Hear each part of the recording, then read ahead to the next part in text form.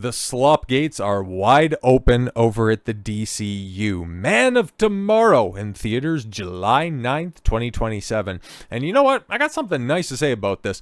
The Jim Lee art for this is actually pretty decent, mostly because Jim Lee is intensely talented. He's in control of DC Comics right now. And yeah, the guy he's a talented artist, okay? He does a lot of good work. Well, actually, I can say two good things about this, mostly because with this announcement that Man of Tomorrow, not Superman 2, in fact, but Man of Tomorrow is going to be the third consecutive year of super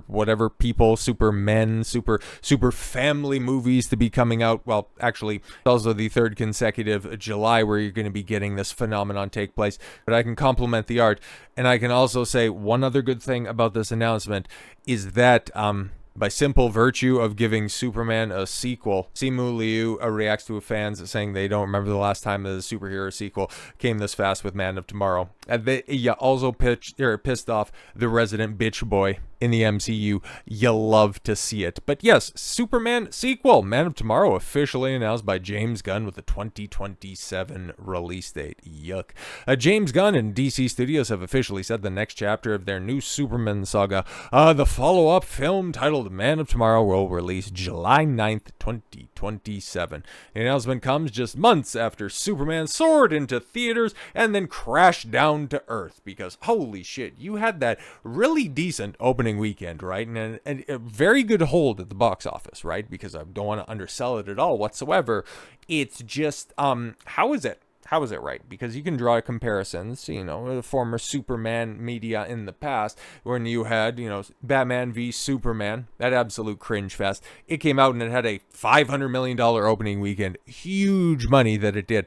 It ultimately failed to meet $1 billion, but the way that Superman, the way that it was being talked about, and hell, I was even impressed by the opening weekend. It was really set for big things. And now it's going to slink out of theaters, just barely creeping over $600 million. So it's almost like, and this is what I was going to talk about, because I wanted to do a DCU video this entire week because there's a bunch of information, there's a bunch of stuff that's out there, but more importantly, it really looks like James Gunn is just flooding the market right now, not to allow a moment for people to breathe and really assess what's going on with the DCU, because guys, this shit really isn't working, okay? And for as much as people want to say, oh, the great weekend, or the domestic box office, once we eventually put that in the rearview mirror, people are going to really have to wonder, why did it fall off a cliff? Why didn't the international audience mesh with it? Why is it now that people have the opportunity to watch it on streaming, they either don't or they watch it again and go, ooh, that was worse than I remember. Maybe James Gunn only makes James Gunn movies and James Gunn shows, because you take a look at this, right? Okay, because you got the Rotten Tomato scores for James Gunn's projects, and you've got Peacemaker season 1 and 2. With a 93 and 97% positive Rotten Tomato score, respectively. And what is that? Well, it's ostensibly a goofy, R-rated team-up show with a bunch of irreverent humor. And then you've got Creature Commandos in the middle right there that came out last year. And what is that? All right, an irreverent goofball team with R-rated comedy, but this time it's animated.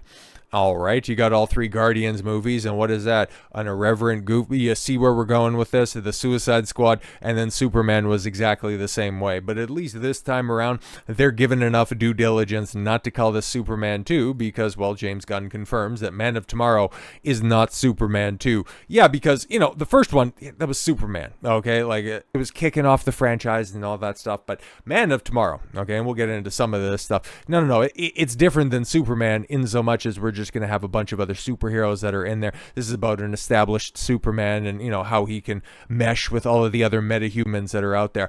How is that different to Oh, no, it's different because James Gunn, Eternal Truth Teller, says that it's not Superman 2. This is something going to be different.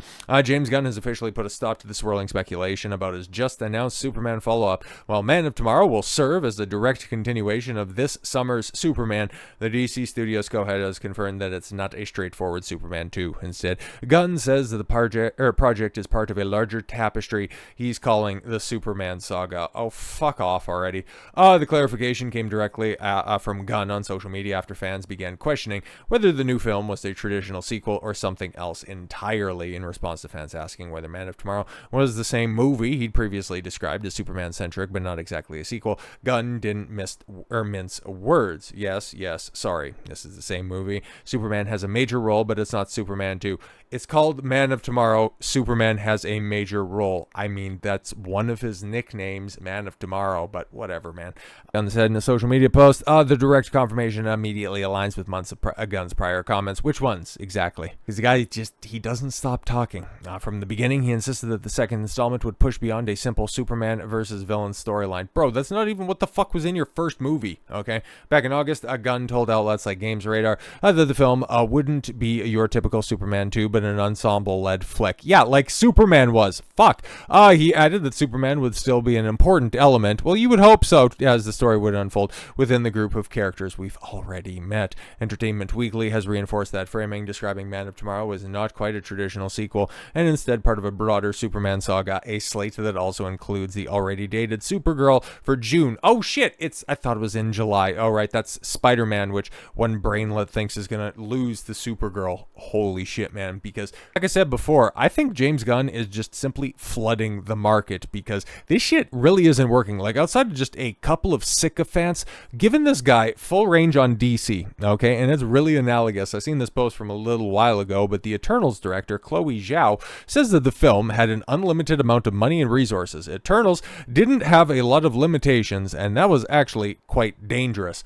Interesting, because we're seeing this right now. It's just we're not exactly far enough along the path to people getting wise to James Gunn and his hackery. At least with the Eternals, like, everybody knew up front that this was shit. And Chloe Zhao, because she just won an Oscar for a bitch traveling along the countryside in a fucking van movie. Whatever, it was 2020, and it's the Oscars in, the modern day, so who the fuck cares? But she's a visionary. She's special. She can have all of the keys to all of the castles that she wants, and she craps that out, huh? It's kind of like with James Gunn. You get the full slate of characters at your disposal, except for Batman. And what are you deciding to do? Oh, right, yeah, we're going to start off with a Superman movie where he's basically a background player in his own goddamn film. We're going to do Peacemaker, where, this is about Peacemaker and everybody else that's on the screen. And we're going to have Man of Tomorrow, which is an ensemble-led flick. And also, James Gunn calls Peacemaker Season 2 a prequel to A Man of Tomorrow. Superman's future, isn't for kids. No, it is. But Peacemaker's also a part of the Superman saga, I guess, potentially. Like, is John Cena gonna fuck Millie Alcock at the end of this in order to just make all of this come full circle? Like, what? I don't even get it. But here's the thing. Nobody gets it because nobody's watching Peacemaker, and nobody outside of Gunn's Gooners really gives a fuck about the state of the DCU. Nobody's talking about Superman. I don't see literally any merch that's out there, okay? Kids, just recently went back to school, okay? And because of where I live, I'm in close proximity to like a half dozen schools, okay? And last year, I remember when the kids came back to school, this sounds creepy, but trust me, I'm not a liberal, so I'm not looking at them like that, but had the boys on their bikes and their scooters and all that type of shit, but they were wearing like the Deadpool and Wolverine clothing,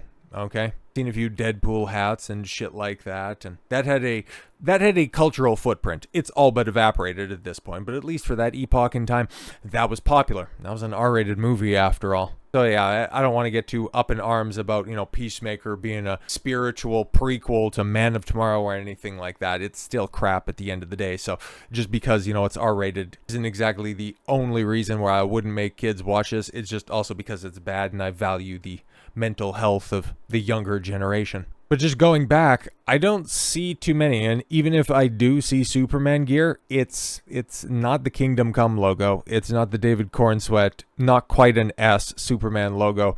It's the conventional Superman logo, and those are still few and far between. So yeah, it's not hitting, it's not working, And the most important thing in the DCU, the one that is setting everything up, Peacemaker, yeah, the ratings and Superman's digital success aren't what they seem. Is the DCU in trouble? Short answer, yes. The long answer, yes. Let's go. Superman and Peacemaker have brought the DCU to streaming and video on demand with mixed results.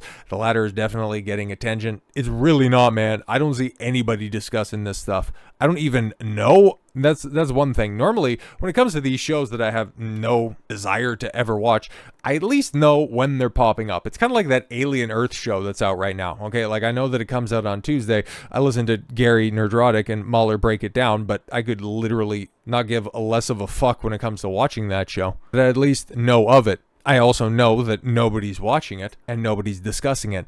But when it comes to Peacemaker, I think it comes out on Thursday. Like, I think, okay, I'm about 60% sure that's the case. But honestly, like, nobody talks about it. It doesn't trend. I don't see anybody outside of just those DC suck-off accounts post anything about this. Because at least with Superman, you had people looking at, it's like, oh yeah, the domestic box office is holding. Don't know why it isn't hitting on the international markets like that.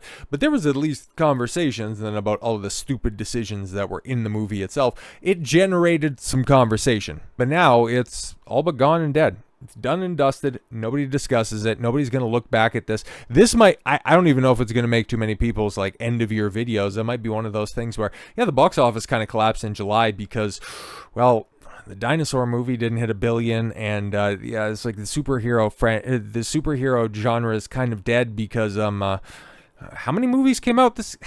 It's like the new event. There was one about mental health and another one about DEI Captain America. What? Okay. All right, Superman. That'll be about the passing mention that you get, because for all of the people that absolutely loved it and thought that it was a total triumph, I would love to know how many people could go ahead and recite the plot at this point. But yeah, look at the numbers. Okay, so while numbers are good for Peacemaker's season premiere, are they really?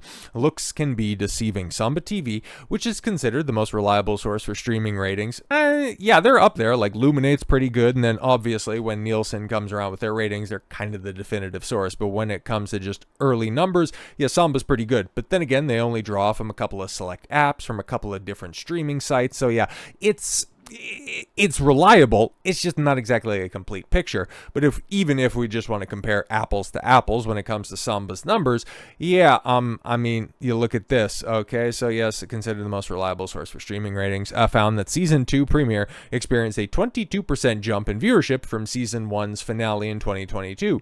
Not bad, okay? 3 years on, and people are actually more excited to see the continuation of a story. That's an awfully rare occurrence, but yes, this is considered good news for James Gunn and the DC studios, and it looks that way until you compare it to the numbers drawn from separate HBO series and franchises that are quite popular, Sex and the City revival, and just like that. Oh, okay, cool. I thought you were just going to go with like the straight numbers, but Sarah Jessica Parker led Horse Race's penultimate episode had an 18% increase in viewership, and as compared to its own season premiere, the finale's numbers are even more telling as it drew 509,000 U.S. households. Oh, really? Samba didn't provide Peacemaker's numbers in their post, but they had just released. Season 2, episode 1 was seen by a reported 712,000 households, which looks impressive until you compare it to other hit shows of the moment with IP behind them. Are they going to do the unfortunate comparison? Oh, they're going to go with another one. I got one that's a little bit more accurate, but anyways. Alien Earth's first episode, for instance, attracted 1.8 million households in 6 days. That sci-fi series is on Hulu, and combined, yes, HBO tentpoles for Peacemaker's first new episode, and yeah, the Sex and the City spinoff finale don't equal one entry in Disney's Fox brand. Yeah. You can argue that more people are familiar with Alien than Peacemaker or DC, I guess. Yeah, and the series has been around longer than Sex and the City. However, Peacemaker was supposed to be boosted by Superman's early digital release. Yeah, and though it might have been the series start, still won't be able to reach 1 million households. But yeah, I've got a more apt comparison, right? Because okay, cool, but give you the benefit of the doubt, 750,000 households checked in on Peacemaker, not the 712 if we want to go ahead and do rounding on that, okay? Go ahead and look at this. 3.2 million households watched The Penguin premiere in the first 4 days. Another R-rated HBO series. okay? With a reasonably obscure character. But this one doesn't have the added benefit of being attached to a broader cinematic universe. And yeah, House of the Dragon had, 4.8 million for season 2, and then of course, Rings of Power had 1.8, fucking oof. But the Penguin comparison is a lot more analogous because nobody had any hopes. Nobody had any hopes in regards to the quality or impact of the Penguin series. It always just seemed like, okay, cool, it's 2 years after a movie that everybody was like, it's fine, I guess. And then it goes on to be probably the best show of 2024. But it started off incredibly strong with 3.2 million viewers. Meanwhile, what is hyped up as the most important, okay, as the prequel to Man of Tomorrow, Peacemaker, can't even crack 1 million. The DCU, is it in trouble? As long as James Gunn is in charge, you bet your bottom dollar on it. So with all that said, thank you all very much for the gift of your time. I've been Don Consuelo. I want you to follow your gut and get after it. Take care, everyone.